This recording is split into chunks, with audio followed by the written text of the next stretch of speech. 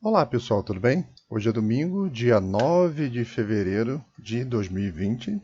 Estamos aí há poucos meses da LGPD e hoje eu trago um assunto interessante que é um breve comentário sobre a LGPD e os departamentos de recursos humanos. Bom, todo mundo sabe que essa lei vai entrar em vigor em agosto de 2020 e o tempo é curto para que seja feita a revisão de todos os processos. Então, o comentário de hoje é mais para atentar para todos vocês, né, ficarem atentos de como que esse caminho até agosto ele não vai ser simples, tá?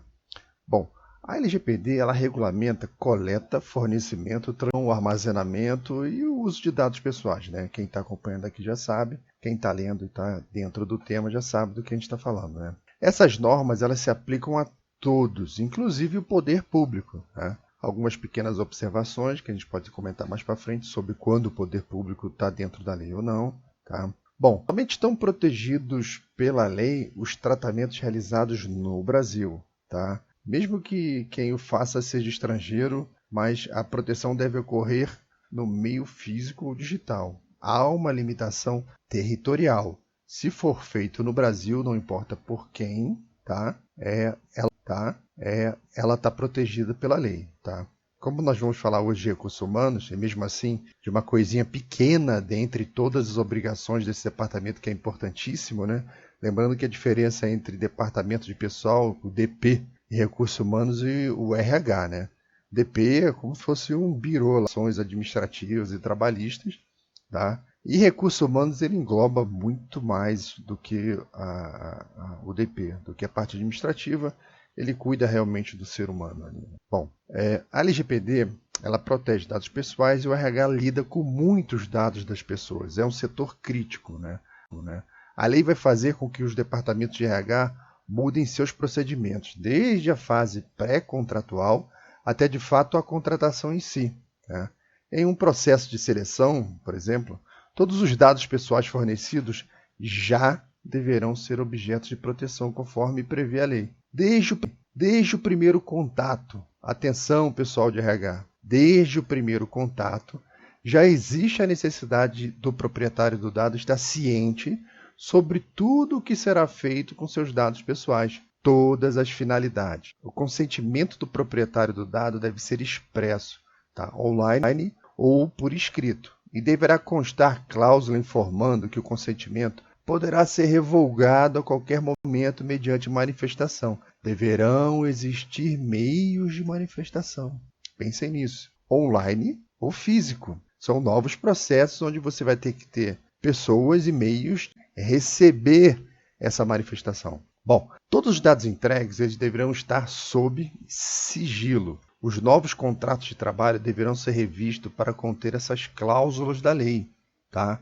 Nós estamos aguardando uma posição definitiva da Agência Nacional de Proteção de Dados, que ainda está sendo formada, sobre a necessidade ou não dos antigos contratos, ou seja, surgirão novos parágrafos, novas cláusulas de proteção de dados, e você teria que chamar os seus funcionários para que eles assinassem novamente o contrato de trabalho com aquela nova proteção que eles receberam, né? É o que a lei prevê, você tem que dar conhecimento e como a Agência Nacional ainda não falou nada sobre esses contratos antigos, né? Além de dar conhecimento, né?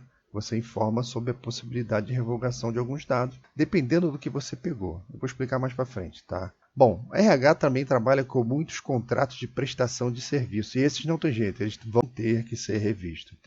Eles têm que se adequar à lei, explicitando lá todas as finalidades e características previstas na lei, tá? Se o RH tratar dados pessoais sensíveis, então, antes, durante e depois da contratação, a atenção tem que ser triplicada. Esses dados têm uma... Então, só para lembrar o que pode vir a ser um dado sensível, né? É a origem racial, a origem étnica, convicção religiosa, opinião política, filiação sindical ou alguma organização de caráter religioso, orientação filosófica, orientação política, dado de saúde, vida sexual, dado genético, dado biométrico, né? O empregador de posse de algum desses dados, ele deverá proteger essa informação com unhas e dentes, tá? Não poderá torná-la pública, ou também ele não pode repassar a terceiros sem um consentimento prévio consentimento prévio e com explicação da sua utilização. O dado sensível, ele pode existir, você pode tratar, você pode obter, mas atenção para toda a responsabilidade que chega junto com a lei, né? Tem que ter consentimento prévio, tem que ter explicação da sua utilização, tem que ter uma finalidade lícita. Então, são vários princípios que estão previstos na lei. Por exemplo, nem enviar dados para o plano de saúde ou seguro de vida você pode fazer sem o devido consentimento. Atende para isso, vai ter que ter uma cláusula lá no contrato de trabalho informando para os novos funcionários. Atenção, eu vou pegar esses teus dados XYZ e vou enviar para o plano de saúde. Com isso, tem que estar explícito lá, tem que ter esse consentimento. Então, todas as luzes vermelhas deverão estar acesas quando for feito algum tipo de transmissão de dados a terceiros. A palavra-chave aqui é consentimento. Você não está impedido de enviar nada para terceiro, mas tem que existir o consentimento, finalidade específica e justa. Tem que ter licitude, tem que ter proporcionalidade, tá? Bom, mas o problema maior aqui, a nível de processo, vamos pensar junto, é a possibilidade de revogação. Revogar um consentimento passa a ser princípio supremo da lei, né? E revogar consentimentos significa novos processos. O que fazer quando o proprietário de dado pessoal revoga seu consentimento para envio de dados para um terceiro? Pensem nisso. Como executar esse desejo do proprietário e revogar, inclusive, isso que ele teve com consentimento? Ele permitiu e algo aconteceu. Ele revogou e isso garante seus direitos, claro, mas tem consequência, tá? O portador dos dados pessoais ou sensíveis, para ter esse direito, né, de também revogar os benefícios da pessoa, o benefício que antes havia dado, né, esse consentimento, ele pode ter, por exemplo, um acesso perdido, até mesmo um benefício perdido. Se aquele benefício ou aquele acesso é dependente daquele dado que ele forneceu, ele revogou, ele vai perder. Então, relação de causa e efeito, mas isso tem que estar bem claro. Esse processo tem que existir. Os sistemas têm que estar prontos, né?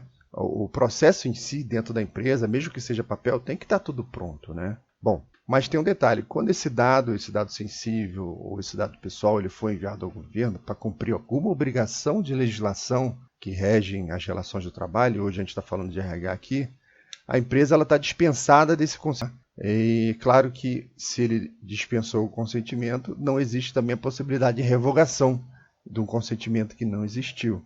É cumprimento de legislação, não tem jeito, né? Bom, e lembrem que é bastante comum que as empresas e seu departamento de RH, eles criem fichas com dados das pessoas, pastas que acompanham a pessoa durante seu tempo na empresa, né?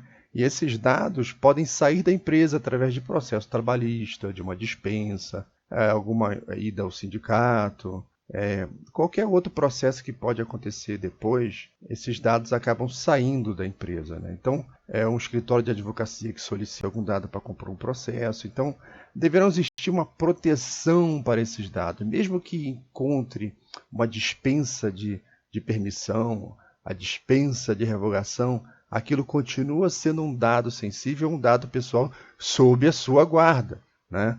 Então, no desenho total do processo, né, deverá existir a inclusão de segurança física e uma restrição de acesso, uma restrição bem maior dentro das empresas. O que antes era apenas um armário jogado lá no canto do RH, passa a ter uma importância muito maior.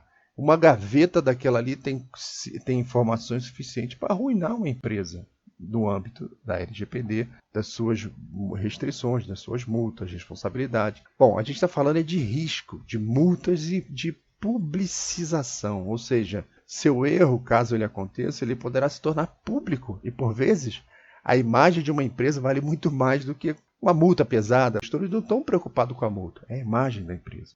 Ou seja, o risco não é só jurídico, ele é trabalhista também, ele é um risco de negócio. Então, hoje em dia, confiança é cada vez mais um ativo valioso nesses tempos de internet, onde todo mundo pode saber tudo sobre todo mundo, o tempo todo. Bom domingo para vocês e uma semana